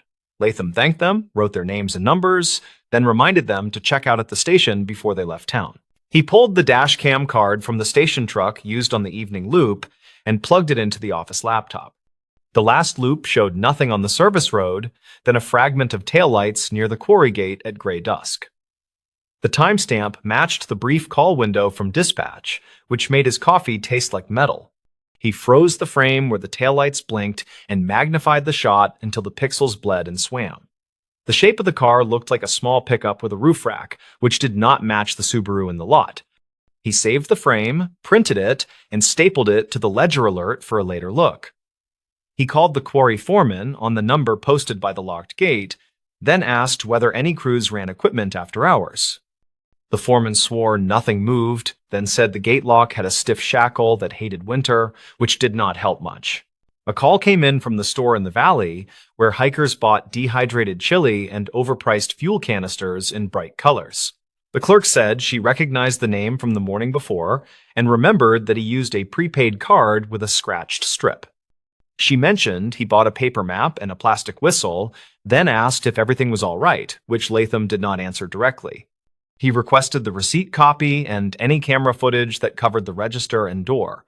The clerk said the owner saved footage for 2 weeks as a shoplifting deterrent, so she would print stills from around 9:15. The mention of a prepaid card added a wrinkle that he did not like, because it cut down searchable paper trails by a lot. He wrote it down anyway, then underlined it twice and moved on. He drove to the ridge trailhead and checked the kiosk log where people still wrote their plans with dull pencils. The entry for Tomas said out on Saturday, back by Sunday, route Circle Lake counterclockwise, camp night 1 near inlet. The loop around the lake had 4 clear stream crossings and 2 spots where cairns tempted new hikers into old fire scars. He looked for additional notes and found a faint scrawl that read, "Saw tent near logjam after dark," which lacked a dateline.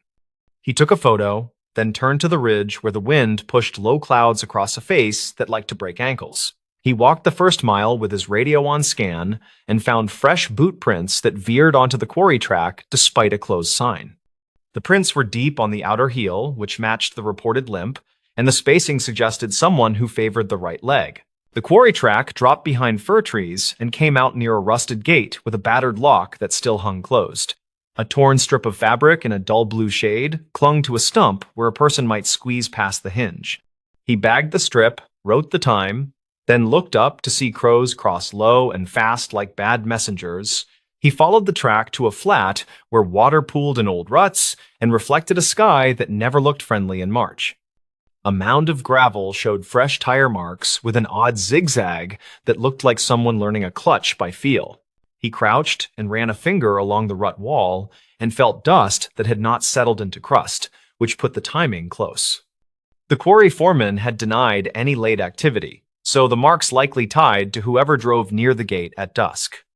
He shot photos, measured the width with a broken stick and a tape, then plotted the line on his map. Back at the station, he spread the notes, photos, and the printed taillights frame across a desk that had a gouge shaped like Idaho. He listened to the archived dispatch call again, which captured a short, breathy voice, saying quick words that fractured with static. The caller had said something that sounded like lost permit or lost person, then a muffled clack, and the line fell quiet. He played the clip 5 times and wrote down 2 interpretations with a question mark, which was the style the supervisor liked. The radio log from hikers listed a second-hand report from a fisherman who heard a whistle near the inlet after dusk. The fisherman had used a cheap handheld radio with a weak battery, so the recording lived as a line of text and not a voice.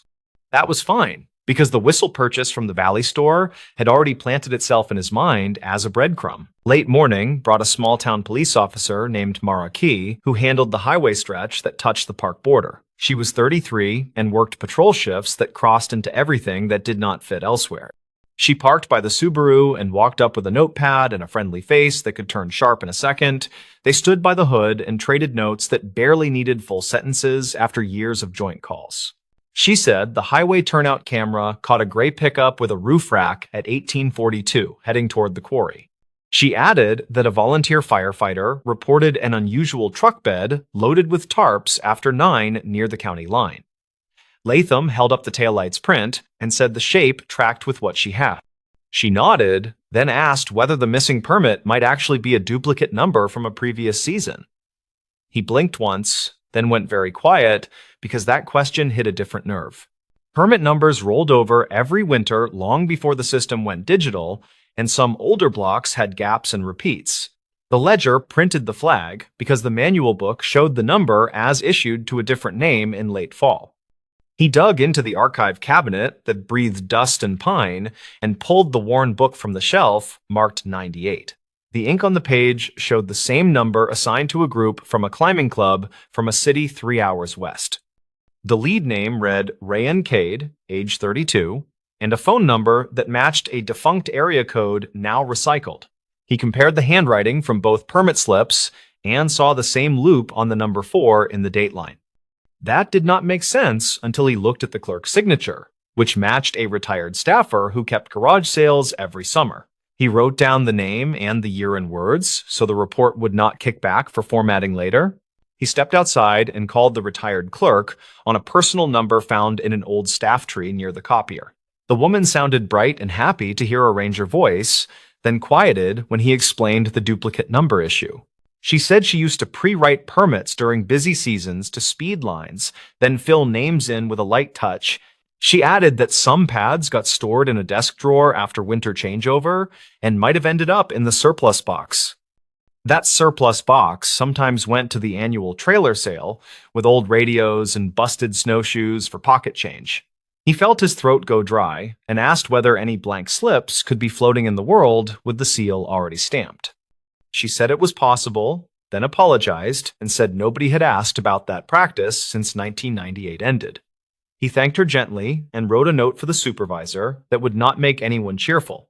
The store clerk sent stills that showed Tomas at the counter holding a paper map in a stiff hand with a white bandage. The timestamp read 9/12, which lined up with when the trailhead sign-in sheet filled up. A second still showed a man behind him wearing a quarry company cap who bought batteries and jerky. That detail landed like a small stone in a bigger pond because of the quarry track prints and the taillight's frame. Latham called the quarry foreman again and asked to see the shift roster for the past 2 days. The foreman sighed and said he would email a screenshot since office rules required written requests for full copies. The screenshot arrived with smudged names and a note about 2 contractors hired short-term for cleanup after heavy rain. One contractor matched the cap logo from the still, which felt like a door creaking open after a stubborn winter. Latham and Officer Key drove to the quarry safety office, which smelled like coffee and oil and a fight nobody wanted. The foreman met them with a clipboard and a face that said he hated unexpected questions on a weekday. Key kept her voice friendly and asked to speak with the contractor who wore the cap with the same faded stitch. The foreman said the man was named Vicente Rowe, age 36, who lived in a rented room above the tire shop. He added that Rowe had left early the previous night because a radiator hose blew near the county line. Key asked to see the truck, and the foreman pointed to a gray pickup with a rack and tarps bunched in back. The bed still held a coil of new rope, a rusted shovel, and a muddy cooler that smelled like lake water and gasoline. Latham felt that metallic taste again, which was never a sign of a good afternoon ahead. Rowe arrived from the far lot with hands raised and a look that said he already knew why they were here. He said he had filed a work order for the hose, which they confirmed with a carbon sheet and a phone photo. Key asked whether he had been near the lake after dark, and he said he left the quarry road to test the hose under load. He added that he pulled aside at the turnout near the inlet and heard a whistle that made him wonder about a prank. He did not call anyone because his phone was dead after streaming music during cleanup, which landed badly but not impossibly. He said he saw a small tent by the logjam and a lantern glow. Then a figure waved and yelled something about a permit. Key wrote it down and asked for permission to look inside the cooler, which Rowe granted with a shrug and a steady jaw.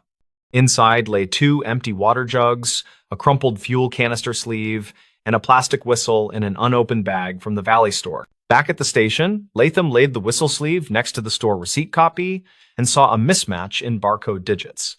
The sleeve in the cooler matched an older shipment code that the store had sold out months ago during a discount run. That meant the whistle in the cooler likely came from a different source than the one Tomas bought at 912. He looked again at the still where Tomas held the map with the bandaged hand and noticed a line of dried mud on the cuff. The mud looked pale and powdery, which matched the quarry fill used to stabilize the service road after storms. He wrote a timeline that pinned Tomas at the store, then likely at the quarry road, and finally near the inlet after dusk. He wrote a parallel line for Roe that put him at the quarry, then on the same road, then near the inlet while testing a repair. The lines felt too neat until he added the duplicate permit issue that now seemed like a hinge rather than a footnote. He dug into the city address on file for Tomas and found a rental building with mailboxes that had newer locks installed last winter. The property manager answered with the cheerful speed of someone who wanted a clean day and already knew it was lost. She said a man with that name had paid cash, kept to himself, and left 2 weeks early with no forwarding note. She also said a different name had appeared on a delivery label once, which the courier mentioned when buzzing the wrong unit. The alternate name sounded familiar, and it clicked only when he reopened the 1998 ledger page. It matched the lead from the old climbing club permit, which tied the duplicate number to a person who should have aged out by now. The detail did not mean they were the same person, but it did mean someone liked to reuse names tied to old paper. Officer Key ran the alternate name through an old case index that kept records of search and rescue incidents on paper and microfilm. A report from 2 winters back described a fake distress call at the same inlet that lured volunteers into a risky night crossing. The caller used a prepaid phone and a different name, yet the voice transcription carried similar clipped phrasing and rushed breaths. The motive at the time seemed like a cruel prank, and nobody had linked it to anything tangible after the snow melted. Latham rechecked the gap between the whistle report and the dropped call and found a sliver where a person could move a short distance.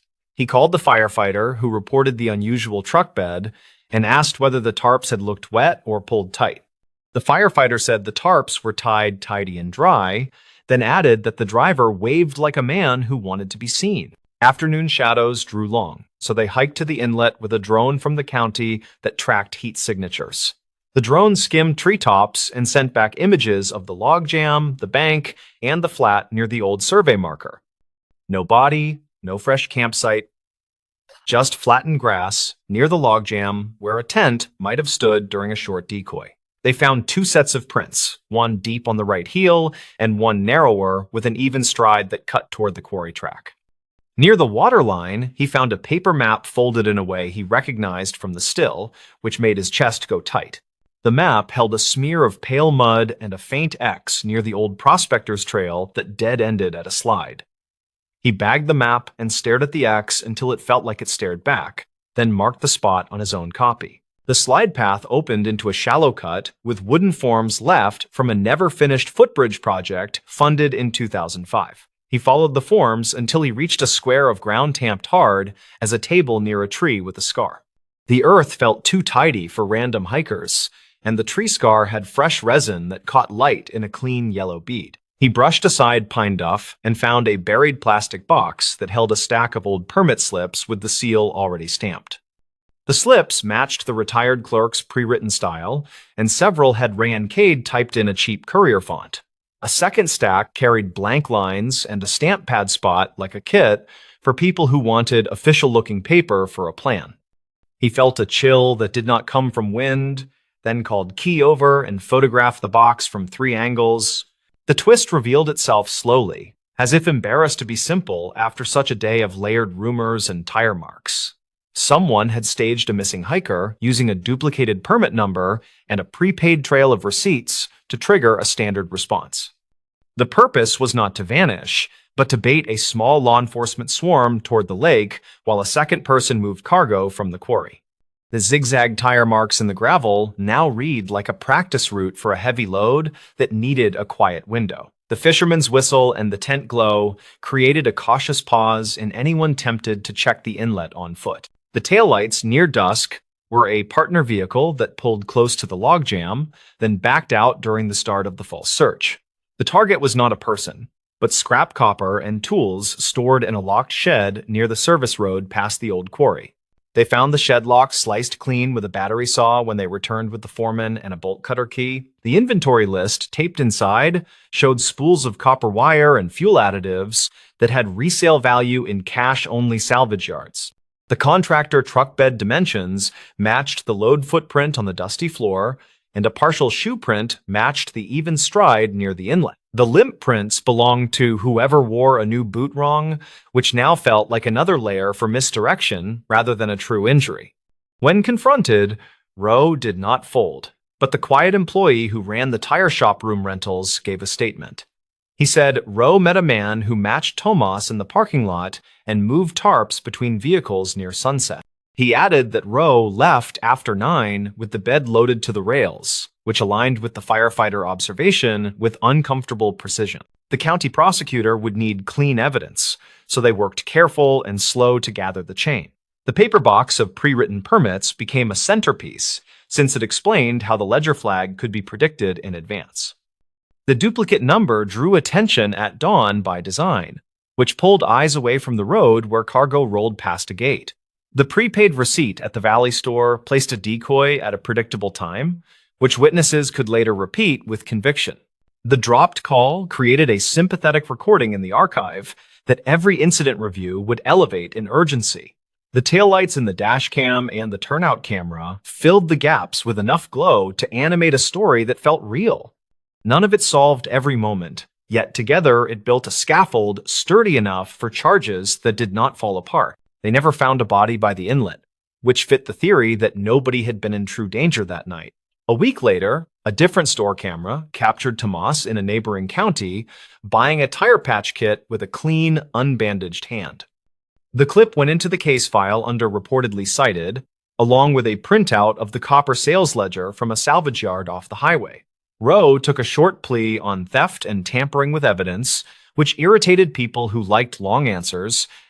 The paperwork on the duplicate permits triggered a policy change that barred pre-writing anything since 2021 onward. The retired clerk cried in the parking lot when she learned her old shortcuts had fed a scam, then hugged Latham like a nephew. He told her people adapt to pressures they do not design, and the fix mattered more than the blame. When the Subaru finally left the lot on a tow, the trailhead looked as ordinary as a grocery aisle on a Tuesday. Officer Key stood with her hands in her jacket and watched the tow lights climb the hill toward the highway. She said the simplest cons always hide in systems that run on habit and paperwork. Then she smiled without much humor. Latham looked at the ridge where the wind never ran out, then at the ledger that still sat on the desk. He thought about the whistle and the map and the soft faith people place in official stamps and good intentions. Later, he locked the station, and the rafters creaked in the cool like an old house learning a new rule. He drove past the turnout and looked once at the lake, which held its secrets with the stubborn patience of cold water and granite. He told himself they had not solved every detail, but they had nudged the pattern toward daylight, which was enough for now. The stories. This motel room voicemail rerouted search teams that winter. They kept saying it started with a motel room that smelled like old coffee and bleach, and with a voicemail nobody expected. The recordings came out in late winter after a storm knocked power across the county and kicked the motel phones awake again. Rhea Tavener was 37 and worked as an emergency coordinator for a spread-out mountain county that never felt ready. She had a habit of keeping paper maps rolled in a rubber band and a small camera tucked under her parka.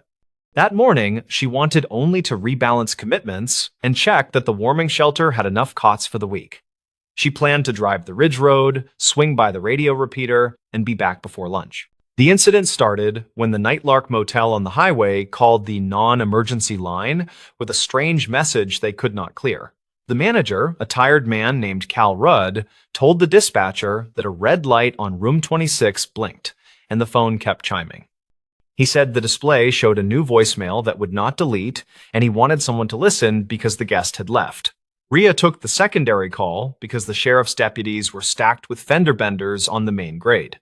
She arrived to find the lobby heater making a low metallic whine, and Cal behind a counter with a cracked bell. He slid the room key and nodded toward the outside corridor, his voice flat from too many nights at the same desk. Rhea used nitrile gloves from her field kit, then lifted the handset and dialed the code that the placard said would access messages. The voicemail opened with a tone and a computerized voice reading the timestamp in a clipped monotone. The date announced sounded like last night near 10, according to her quick notes scratched with a blunt pencil. The message that followed had the kind of audio that police technicians describe as close but muddy, and it made her shoulders rise. A woman whispered that a man was hurt, and she asked for help. Then she mentioned mile marker numbers and a guardrail that bent inward toward a runoff ditch. There was wind noise and the distant thrum of trucks, and what Rhea believed might be the quick chirp of a turn signal. The caller finished with words that sounded like two names, then a tired exhale, then silence long enough to raise goosebumps on her arms. By the time she walked back to the lobby, the dispatcher had already compared mile markers that matched those numbers on the East Highway spur. A search team was gathering at the fairgrounds with 2 four-wheelers and a county plow driver who knew every ditch by seat memory. Rhea signed the log and relayed what she heard, and her own words hardened into directions that sent good people toward a cold bend. An hour later, a second caller reached the tip line and said they had heard the same voicemail when calling the motel to complain about their refund. That person repeated the marker numbers and added that a dog barked once in the background, which persuaded the consensus further. Witness statements began clustering around the East Spur, and a deputy noted in the dispatch log that he had seen a bent guardrail near marker 32 2 days prior. The search teams rolled that way in a slow line of lights that looked brave against the blank sky. Rhea drove separately and scanned plow berms that faced the wind, because snow settles in patterns that trap fresh tire ruts longer. She told herself that the timestamp was clean, and that the voice felt close, and that people needed her to stay practical. The first mile produced a stranded sedan with a dead battery and a sheepish driver, and the second mile delivered a drift that swallowed half the lane. They found nothing that matched a serious wreck, only plastic shrapnel and a glove lost last week, which made her think about timing again. Back at the fairgrounds, a radio operator replayed the voicemail on a speaker, and the group leaned in. Rhea asked Cal for the motel's phone vendor contact, and he brought out a binder with hand-printed notes in thick marker. She called the vendor and asked about power cycles and about date behavior when the system lost time, and the technician promised to check archival events. She returned to the voicemail and listened for anything that placed a person rather than a highway, because people leave fingerprints in sound if you keep still. The second listen gave her something new that felt small but pointed. Right after the caller said the mile marker numbers, the wind changed tone for half a second, then a faint clack sounded like an elevator door. That did not belong near a rural guardrail, and it made her write elevator with a question mark next to it, which was not her usual habit. She also caught the soft bleep of a room keycard reader, which could have been the motel hallway if the phone had been on speaker, or a different building entirely. She left the fairgrounds and drove back to the Nightlark with the camera on the seat, planning to map every sound in the hallway against her memory. Cal mentioned that room 26 sat above the ice machine and that the elevator had a sticky door that made a little clap. She asked who stayed in that room last night, and his ledger showed a single occupancy, paid in cash, by someone who wrote a name that did not match any local license. He shrugged and said the guest checked out at 6 and that housekeeping already turned the room. Rhea asked to see the housekeeping cart, and the housekeeper, a careful woman named Jillian North, said she had found the room tidy. Jillian said the phone had been off the hook at first, which she corrected, and she said the window faced the back lot where trucks idled. Rhea asked if anyone had used the lobby phone when power returned, and Jillian said a traveler borrowed it while waiting for a ride that morning. That detail felt important because lobby phones sometimes route through the same server as the room phones, which can create strange behavior. The vendor called back and reported that their server recorded an abnormal offset during the storm, which could shift timestamps for local voicemail. He said the system fell back to a factory clock tied to a different zone, and then resynced once the internet returned, which can mislabel messages. He promised to send a small report, and Rhea wrote down the gist, then underlined the word offset because she disliked anything that moved signposts during a search. The dispatcher added a note in the log with that information, and the group paused to reassess direction. Rhea listened again and measured the gaps between key clicks and the turn signal chirp, and she kept hearing something like a vending machine compressor. She stepped into the hallway and held her phone down by the ice machine, and her recording later showed the same humming cadence. The voicemail might not have been a live plea from a ditch, but could instead be a message recorded in the building and then captured by the motel system during the storm. She asked Cal whether any old messages archived on the server could return as new after a reset. Cal admitted that he had once lost all messages after a lightning strike and then found them again as new after a technician visit. He said the phone guy joked about ghosts calling back to settle their bills, which did not sound funny to Rhea at that moment. She pressed for dates and asked whether past incidents lined up with heavy weather, and he nodded toward a clipboard full of repair tickets. The dates matched cold weeks when snow slid from the roof, and the idea of an old message waking up felt more likely with each line. The next step was to figure out who had left the recording, and whether the details pointed to the East Spur or somewhere entirely different. Rhea asked for prior registration cards for room 26, and Cal produced a stack bound with a rubber band that snapped on the counter. She gently sorted through and found a multi-night stay from late last winter under a name that also did not match a license. The rate was discounted for cash, and the note column said, "Truck Lot View," which fit the sound of idling engines in the message. She then called the State Patrol office and asked for any incidents last winter that involved a bent guardrail near any similar marker numbers. The trooper on duty searched reports and told her there had been a slide-off on the West Highway spur near marker 32 during a storm in late February. He said the driver had fled before dawn, and a passing snowplow called it in, and the car was recovered later without injuries, according to the archived calls. That wreck would have put a person back in town by breakfast, and possibly in a motel room across from trucks. Rhea returned to the audio and timed the interval between the words and the faint elevator clap, and then timed the lobby elevator with her own phone recording. The match was not perfect, but close enough that a court would likely call it consistent under ordinary conditions, according to her training notes. She also realized the turn signal chirp probably belonged to a guest being dropped at the front door, not a car on the highway. The dog bark could have been a pet in the lot, which often happens near the vending area after check-in. She asked the radio operator to broadcast a simple clarification and to slow the east spur sweep while a second team checked the west. The deputy, who remembered the bent rail on the east, admitted he might have mixed the side of the county in his earlier note, which happens when shifts run long. The west team found the old repair spot with fresh snow around the posts and an evidence marker for a past accident half buried under ice. It seemed the voicemail referenced a prior event that had already closed, and their winter storm had wrapped it in new confusion. Rhea then visited the neighboring diner, where the night shift sometimes noticed details people forgot to hide, and she asked about the guest who paid in cash. The server, a college student named Del Finch, said a man sat alone near the window around 9, then stepped outside to take a call. Del remembered because the man cupped his hand over the motel phone receiver in the lobby, which struck Del as old-fashioned, and then asked for a ride to the bus station. That would place the phone call inside the building.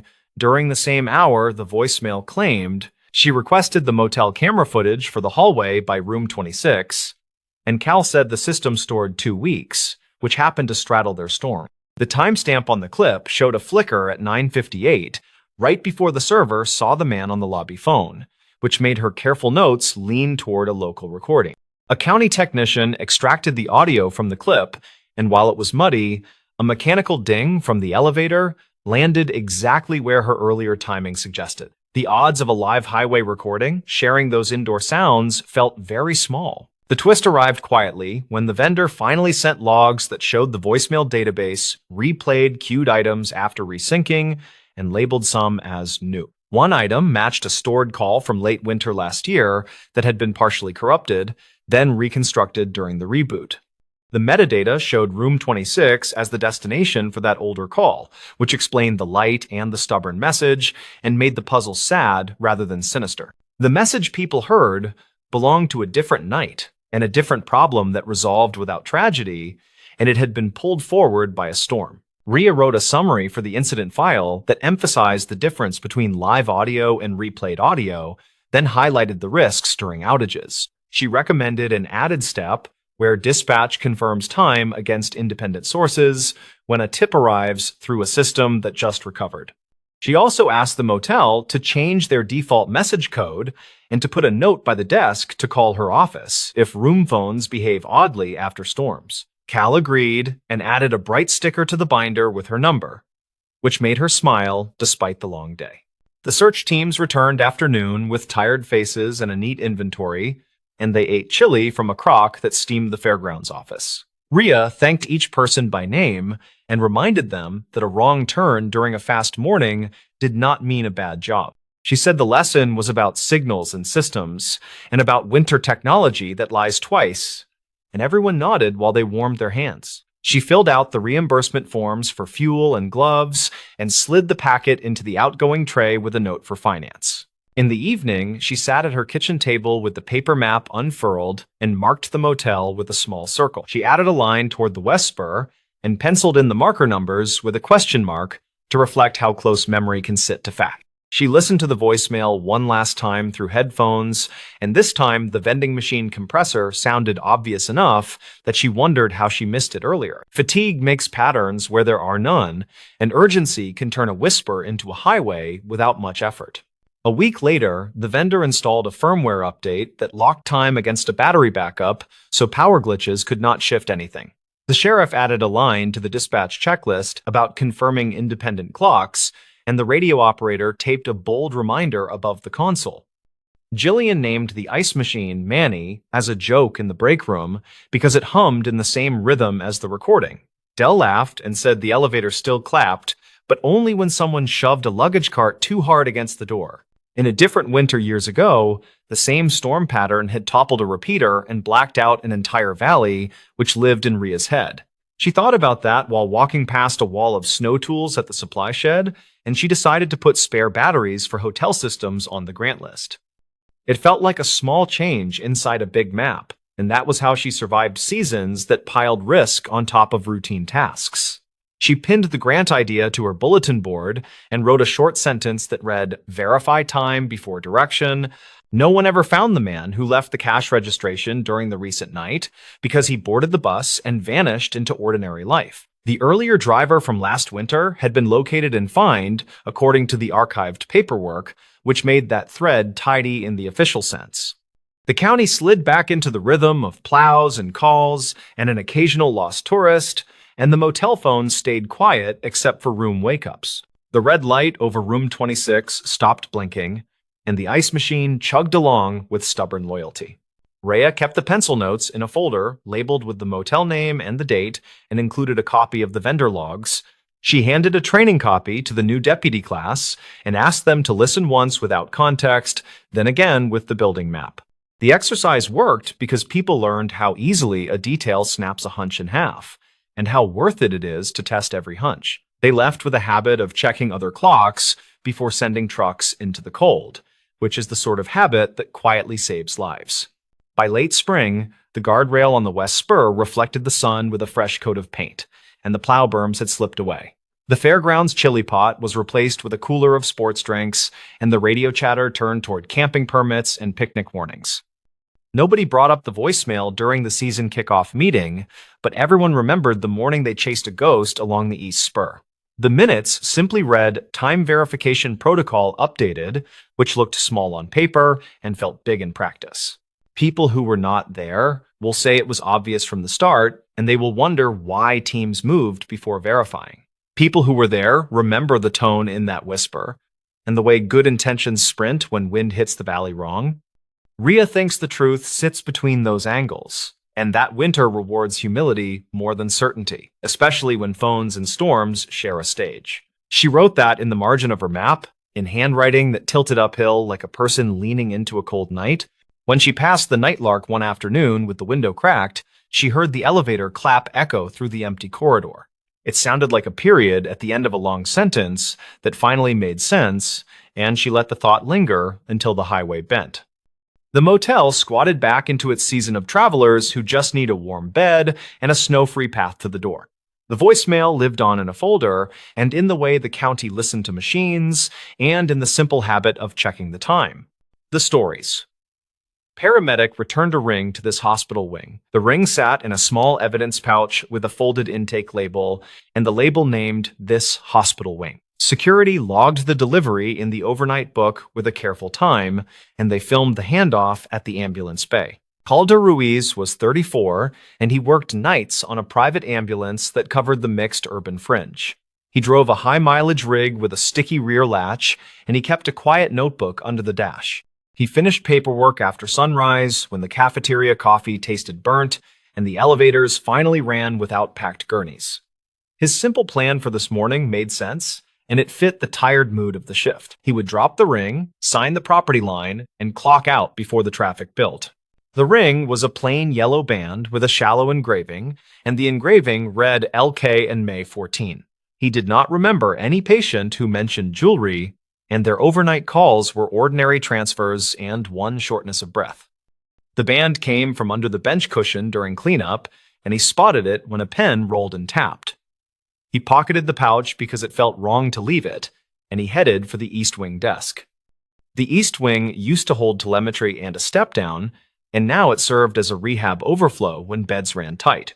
The desk kept a property log from older times, and the same binder continued through years of tape and patchwork pages. The unit clerk looked at the label and frowned, and she called for the charge nurse by habit. The charge nurse checked the overnight admits and shook her head, and she said nothing matched a ring for this wing. She asked which patient lost it, and he told her none of their patients mentioned a ring at all. She said they could place it in central security, and they would open a claim if anyone asked later. He nodded but felt a tug, and the label still named this wing in plain handwriting. He asked if the desk ever handled stray property like that, and the charge nurse said it occasionally happened. A maintenance tech leaned from a ladder and listened, and he said the East Wing had its own ghosts by reputation. He laughed when the nurse shot a look, and he added that he meant the cardboard kind.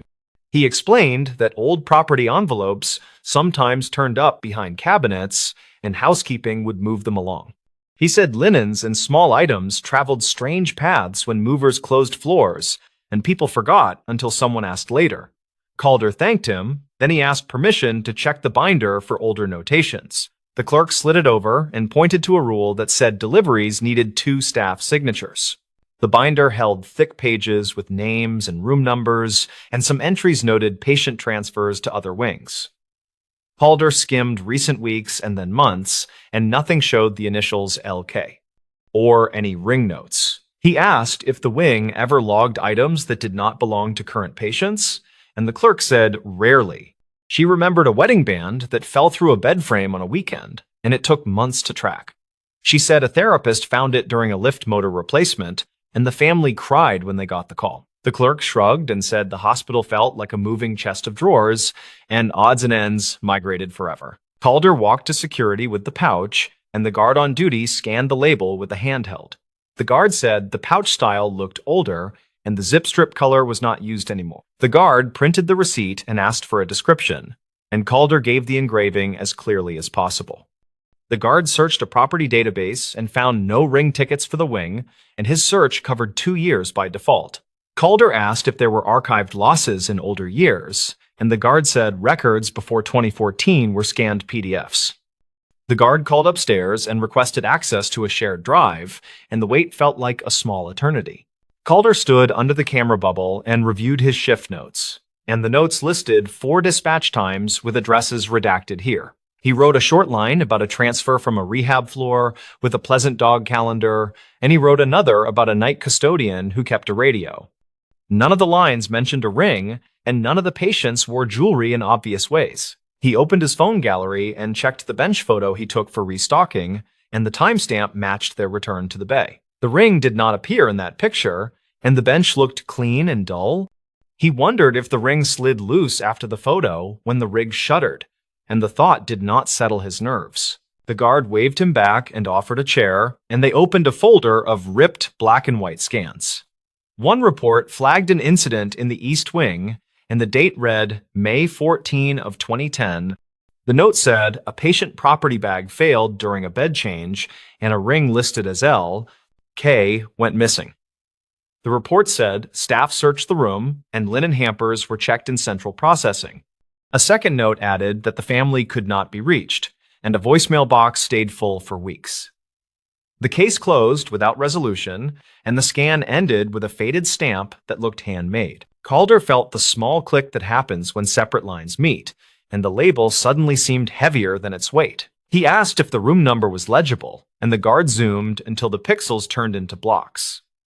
The number looked like 212 or 217, and the wing layout had changed since then. The guard said maintenance might have an old map, and a shop supervisor kept binders in a cage downstairs. Calder thanked him, and he asked to make a quick copy of the scan for his crew file. The guard printed the page and stamped a copy line, and he urged Calder to keep things simple with the wing. On the loading dock, a housekeeper pushed a rolling cart, and she mentioned hearing about a ring on the radio. She said her aunt worked here years ago as a transporter, and her aunt remembered a family who asked about LK. The aunt thought LK stood for Lena Kovacs, and that name showed up on a donor plaque somewhere. The housekeeper stressed that it was just a memory, and people mixed up stories after long shifts. Calder thanked her and asked which plaque she meant, and she guessed it could be by the therapy gym. He made a note with a star, and he promised nothing beyond a respectful check. Maintenance loaned him a binder with a taped spine, and the old East Wing diagram showed rooms from 190 to 230. A paper tab marked a wall removal year in 2005, and the spaces had been reconfigured since that renovation. The diagram showed linen chutes and mechanical closets, and one chute lined up behind the current rehab gym. Calder compared the faded room to a modern corner, and the old room 212 would be near the therapy office. He felt the workable line appear, and it had more gears than luck. He thanked the supervisor and returned the binder, and he set off toward the gym. The therapy office had a bulletin board with service pins, and a small photo showed a woman in scrubs named Kovacs. A caption said she ran a staff fundraiser in 2011, and the photo looked like a copy of a copy. Calder asked the receptionist if Miss Kovacs still worked there, and the receptionist said she retired years ago. The receptionist checked a directory and found no current contact, and then she opened a drawer with old alumni notes. She found a folded program from a memorial tea, and the newsletter said, "Lena Kovacs lost a husband early." The print used careful language, and it did not mention the ring or the initials. Calder felt a chill that did not belong to superstition, and he asked security if he could call the number on the old scan. The guard said the number probably died years ago, and he recommended the hospital volunteer office for family links. Calder went there and explained the situation, and he kept details minimal and careful. The volunteer coordinator listened and nodded, and then she showed him a book of donor inscriptions.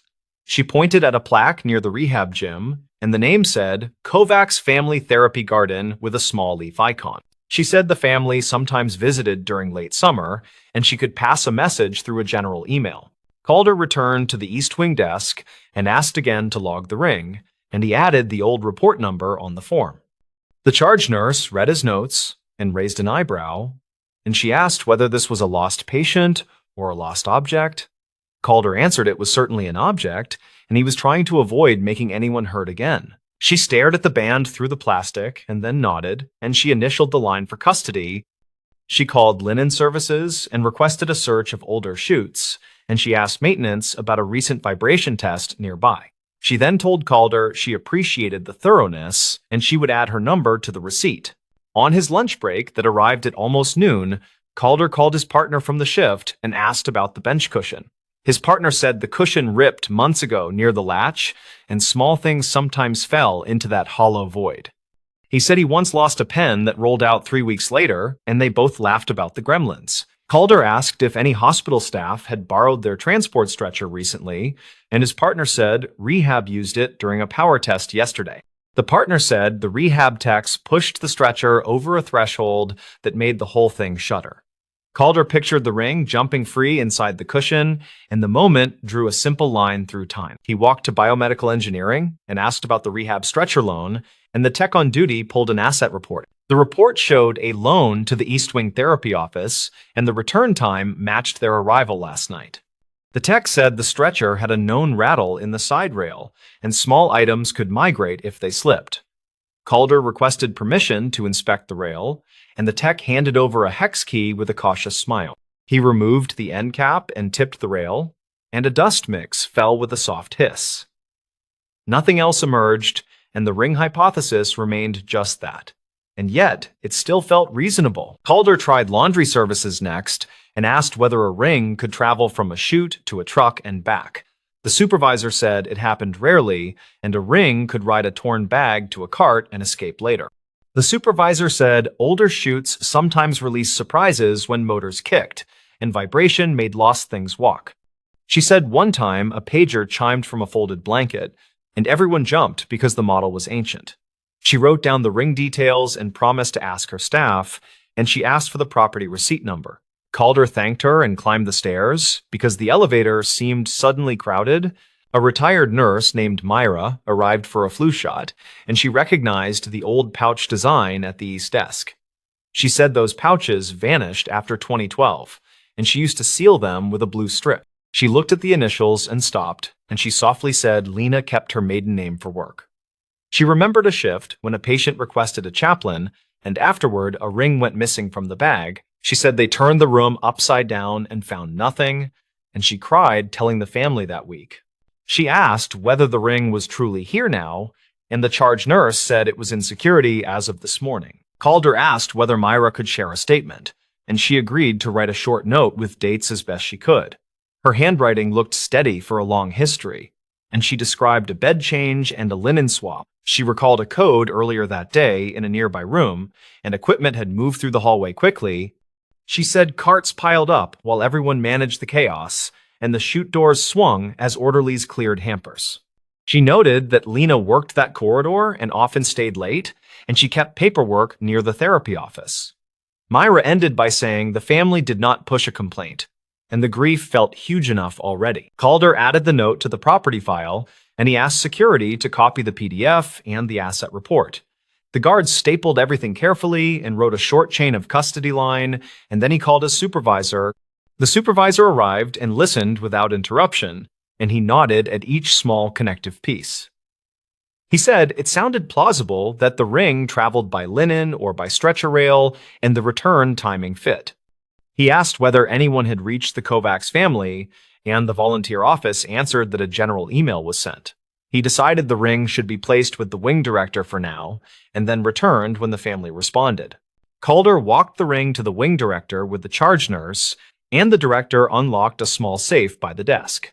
The director read the file twice and looked out at the therapy gym, and he seemed to count years without words. He thanked Calder for not turning this into a story beyond the facts, and he said the path felt honest. He said sometimes the building kept tiny traps from old renovations, and objects slid back into daylight when ready. He placed the ring pouch on a velvet pad, and he wrote the time and his name with a careful hand. He said they would hold the ring in the wing, and they would make sure the right people heard. That afternoon, a volunteer returned with a printed email, and the message contained a phone number that still worked. The director asked Calder to stay as a witness, and they called the number on speaker in a quiet office. A woman answered and identified herself as Mira, and she said she was Lena's niece by marriage. She listened to the summary and asked a few precise questions, and her voice shook on the second. She said her aunt still wore a thin band and a chain, and this sounded like her husband's original ring. She said the family visited the garden plaque every May, and they never stopped asking about a lost ring. They met in a neutral conference room with frosted glass, and the director set the pouch on the table. Mira brought a small photo from 2010, and the ring in the picture looked like the one in the pouch. She asked to hold it for a moment, and then she breathed as if she had been underwater too long. She pointed to a tiny scratch on the inner edge, and it matched a bike fall from their early years together. She explained that the initials were his and hers, and the date marked the wedding by a justice in a quiet office. She thanked the room and said she did not want a ceremony, and she was just grateful for care. Calder signed the witness line and pushed the pen toward the director, and the moment felt weightless and plain. Mira asked whether anyone would mind if she visited the therapy garden, and the director offered to walk her there. She asked if the ring could remain with the wing for a little while, and she wanted to place flowers first. The director said the wing would be honored, and he promised to contact her if any details surfaced later. Calder stood back and watched the distance between grief and closure collapse, and it looked like a hallway finally cleared. He nodded to the charge nurse and pocketed his notebook, and he promised to replace the bench cushions soon. 2 days later, the linen supervisor called Calder and said a tech found a torn seam in the stretcher cover. The tear ran along a hidden edge that opened under vibration, and small things could hide there without notice. The tech also found a coin lodged deep inside, and its date hit the same era noted in the file. The supervisor said this was not proof of the ring path, and it felt like a friendly witness. Calder took a picture of the seam and added it to the binder, and he logged the maintenance request for replacement. The small chain of custody now included the rail and the cover, and the line grew stronger without pretending certainty. The wing director arranged a short gathering by the therapy garden, and a few staff who remembered Lena came by. They set a small card that said, "Returned to the East Wing," and they left space for a family decision. Mira arrived with her 2 cousins and a bouquet, and she asked if she could speak to the gathered staff. She thanked everyone for treating the story with hands open, and she said the ring could stay displayed for 1 week. After that week, she would take it home, and she would bring it back every May as a quiet practice. People nodded because the balance felt right, and the garden bench caught the late light gently. Calder watched from the edge with his coffee, and he remembered the pen that tapped the bench before he saw the ring. He thought about the way buildings hold on to things, and how people read meaning into dust and echo. He thought about dispatch logs that look cold until someone traces them, and then the script becomes a real day. He considered the lines that join strangers into an honest arc, and he respected each break where evidence speaks. The ring did not prove fate, and it did prove persistence, and it showed that care can be methodical. He left the garden before the applause faded, and he headed for the bay to start another shift. On his next overnight run,